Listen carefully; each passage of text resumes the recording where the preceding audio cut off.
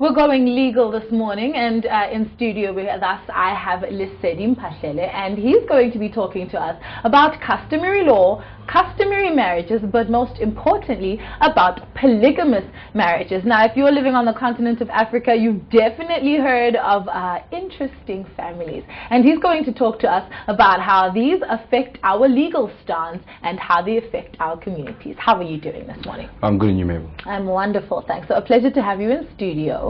Now, for everybody who doesn't know exactly what a polygamous marriage is at home, can you please explain? Well, a polygamous marriage, defined in legal terms, is basically a position where you have a man marrying more than one wife. Okay. In simple terms. And it's very common on the continent, I guess. Most definitely. It has been general practice for, I think, even before our forefathers were still living, and it still generally is taking place. I mean, even here in our own country where the studio is based, we know a very famous president who just keeps taking wives. So yes, that is a position that is still ongoing. Okay, well, there are definitely cultures and traditions that are definitely ongoing out there, but how are they generally accepted? Are they still a thing that's normal for everybody? I think we as people, it's going to take some time for us to adapt to the times of today, being 2012. Things which were normal and practical 50 years ago aren't necessarily are practical today because of general continuance of the lifestyle in which we live in. Okay. So, I mean, it is a very tough thing to accept that, you know, especially if you go to the rural areas, it will not sit well with an old man sitting there telling him, listen, but you carrying on taking wives as you please does not necessarily conform with the day-to-day reality that we live in today. Yes. That won't sit well with him. But at the end of the day, most of those practices, particularly talking about these marriages, are unnecessarily practical today. Okay. So it is a thing which people are you know, taking quite some time to come to terms with the reality of the practicalities of it and the impracticalities of it. All right, well, let's just backtrack a little bit. Before I had spoken about customary law and customary marriages, so let's just start off with that. What exactly is a customary marriage? A customary marriage is basically a marriage which has taken place in terms of customary law. Okay. So you would have your civil marriage, which means, you know, you have two parties going either to a magistrate's court or being in front of a priest, and by so doing there being a paper document showing that so and so have been married together, and there being a record at the Home Affairs. So that is a civil marriage. A customary marriage is one which basically does not have those formalities. You know, the general way that customary marriage is legalized would be by way of form of taking out lobola. Okay. So that is a customary marriage. So a customary marriage would be more traditional, yes. And the other legal, more formal. Yes, it would be a lot more precisely formal. Great stuff. Now let's look at what South Africa's constitution, but generally how Africa looks at polygamy, constitutional-wise, rights-wise. Are people still looking at it in the way they did 50 years ago? Well, I think a lot of people are still going to come to the know of a very hot and contentious issue which is doing the rounds in the legal fraternity, is that if we look at what the Constitution says, I mean, we know previously that only a man, yes, and in terms of customary marriages, may marry more than one wife. Now, if we look at the Constitution, more particular looking at the South African Constitution, apologies if it seems as if I'm referring to the South Africa Constitution more than, you know, the greater Africa. I mean, that is just automatic because I mean, I studied the law in South Africa, but yeah, the South African Constitution, and in more particular, at Section 9 there too, refers to the equality. It's the equality clause. Yes. So we know that general practice, it is the man that marries more than one wife. But if you look at the equality clause, the legal question, which is a very hot issue at the moment, like I mentioned, is that why is it that a woman may not marry more than one man? Yes.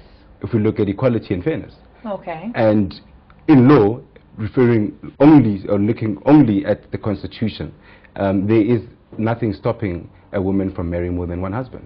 But of course, that is taboo.